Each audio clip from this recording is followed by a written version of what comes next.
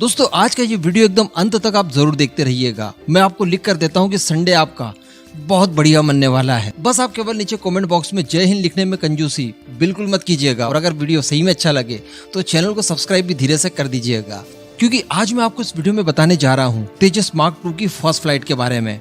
चलिए वीडियो शुरू करते हैं। दोस्तों आपको वो दौर याद होगा जब हमने पिछले बार अग्नि 5 मिसाइल का टेस्ट किया था, या फिर उससे पहले जब हमने अग्नि प्राइम का टेस्ट किया था। ये 2 मिसाइलें ऐसी थी जिनके टेस्ट के बाद में पूरी दुनिया में इन्हीं की चर्चाएं हो रही थी।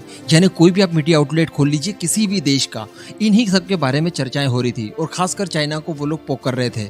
लेकिन अभी इस बार भी एक ऐसा ही इंसिडेंस हुआ है। जैसे ही भारत की DRDO ने अपने स्विफ्ट की पहली फर्स्ट फ्लाइट ली, उसके बाद यकीन मानिए दुनिया भर के मीडिया आउटलेट्स इसी के बारे में रिपोर्ट कवर कर रहे हैं। आफ्टर ऑल ये भारत की वायुसेना के उपयोग के लिए पहला स्टेल्थ एयरक्राफ्ट होगा और ये भारत के लिए यकीनन बहुत बड़ी बात है।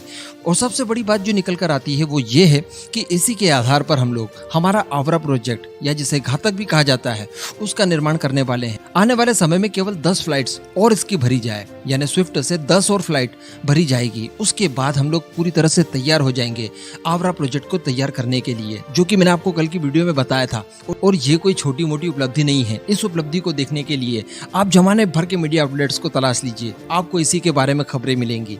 इसी के साथ साथ हमने फिर नहले पर दहला तब दिया जब तेजस मार्क 1A की भी पहली उड़ान संपन्न की। उस उड़ान के बाद भी जबरदस्त हाइप मिला। यहाँ तक इसी के बाद खबर निकल कर आई कि मलेशियन टेंडर में जो 4-5 फाइटर जेट उन्होंने फाइनलाइज किए थे, जिनमें से कोई एक वो खरीदने वाले हैं, उसमें टॉप पर भारत का फाइटर जेट चल रहा है। इसके रेफरेंस के लिए आप ये यूरेशियन टाइम का आर्टिकल देख सकते हैं।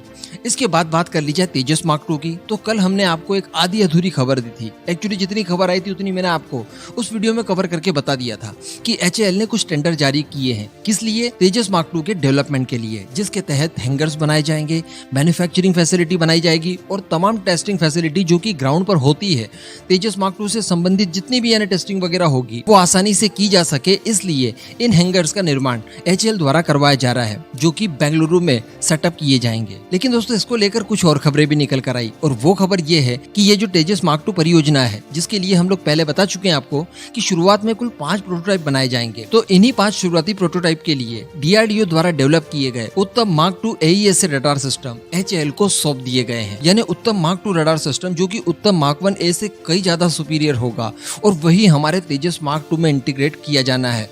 तो उसे फैब्रिकेट वगैरह करवाकर DRDO ने HAL को सौंप दिए हैं, जिनका इस्तेमाल प्रोटोटाइप निर्माण में किया जाने वाला है।